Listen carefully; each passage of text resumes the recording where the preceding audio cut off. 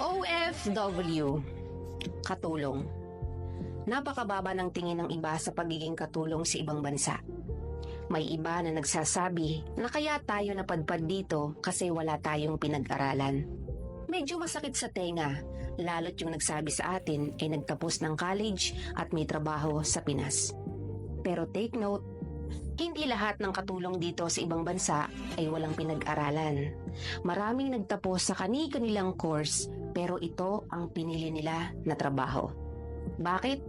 Kasi masapat ang sahod. Ang mga katulad kong OFW hindi dapat minamaliit ng kung sino man na may magandang trabaho dyan sa Pinas.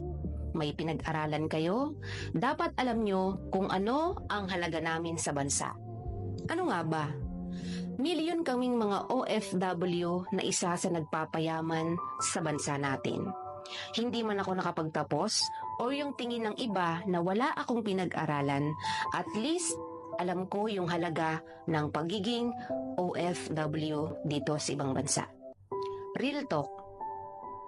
Minsan, pag nagpo-post yung mga OFW o katulong na katulad ko ng mga gamit na nabili nila or kung ano-ano pa, hindi talaga may iwasan na may magsabi na, nagmamayabang, alam naman nakatulong lang.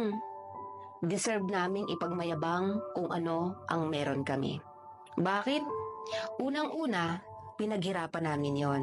Pangalawa, hindi namin hiningi sa kahit na kanino yung mga bagay na pinopost or pinagyayabang namin. Oo, ayoko sa mga taong mapanghusga. May pinag-aralan ka nga, pero wala kang karapatang manghusga ng ibang tao. Dapat pag nakikita mo yung taong mas mababa sa'yo, dapat magpasalamat ka pa nga kasi andyan ka sa lugar mo at wala sa lugar namin na mga OFW na minamaliit mo.